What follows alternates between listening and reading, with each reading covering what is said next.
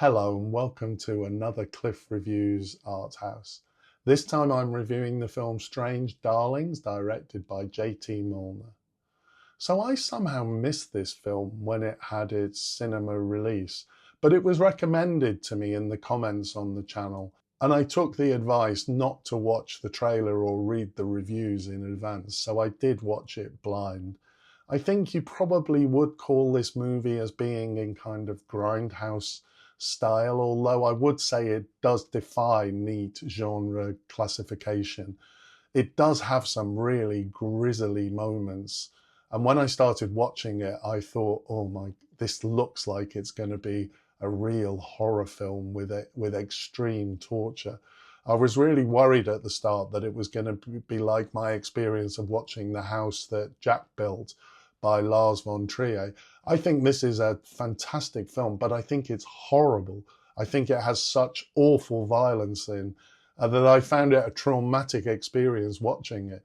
And I was worried that Strange Darling was going to be as traumatic. I agree that it's definitely best to see it knowing nothing about it. I do recommend it. And by the end, the violence doesn't feel gratuitous. This is a really well-made film.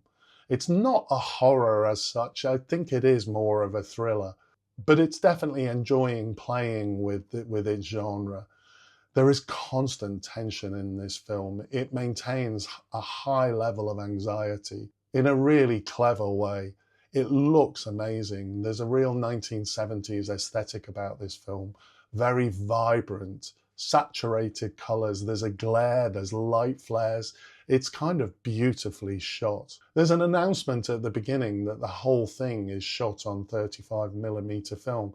I found this a strange thing to do, to announce it at the beginning. Maybe you put this at the end, but there's enough people that shoot on film still that it's not that extraordinary to shoot on film, but it does explain how it looks. The colors are so vibrant, the reds and the yellows. There's a scene early on where a woman's running across a field in a red suit in a yellow field. It just looks amazing. There's a really red interior to the house in the woods. It's very Little Red Riding Hood. The sound design is fantastic. There is a real atmosphere created, these loud, distorted noises. They really emphasize the tension at the start of the film. This is something I really love. The acting in this film is superb. Willa Fitzgerald, who plays the lady, it's an absolutely fabulous performance. She has to portray every emotion, and she does this with small facial expressions often. There's a lot of very close camera work in this film.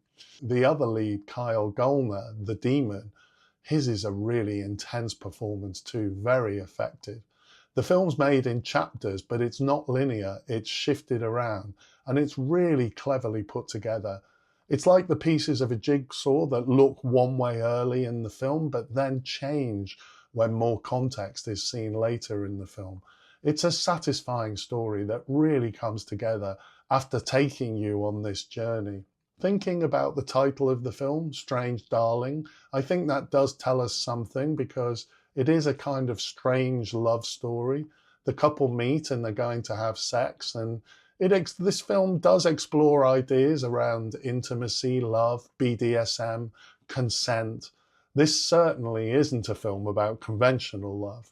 Okay, so just a warning, I'm going to give major spoilers now. I wanted to make another comment on the acting. Willa Fitzgerald is really convincing as a vulnerable victim, but then she's also so convincing as an unhinged psychopath. And switching between these two, I just think this is a fantastic performance, definitely Oscar worthy for me.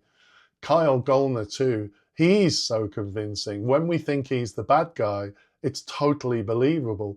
But then it's totally believable when we find out he's not. There's a great subtlety in these performances. As I said, I was worried that it was going to be a von Trier type film showing horrible violence against a woman. And this did really unsettle me at the start. I thought, oh, what am I going to be watching here? But now I realize that actually this unsettling is a positive because then this is completely subverted when we realize that she's the serial killer. And I very much enjoyed the twists and the turns in this story. I recently reviewed Coralie Farge's Revenge, and I think this film has similarities. Although, unlike Revenge, we're not really on the Electric Lady's side. She's very disturbed, and it's hard to really like her. Revenge is satisfying because we're clearly on the woman's side. I definitely wasn't on the Electric Lady's side by the end. Overall, I do highly recommend this film. There is some grisly violence in the film, but it never feels gratuitous. It is a kind of horror thriller, but it is a strange love story. It's very satisfyingly put together in this non-linear way with twists and turns and expectations subverted. It's definitely stuck in my mind afterwards, and I will be watching it again. All in all, an excellent film. Thanks for watching, and I'll see you next time.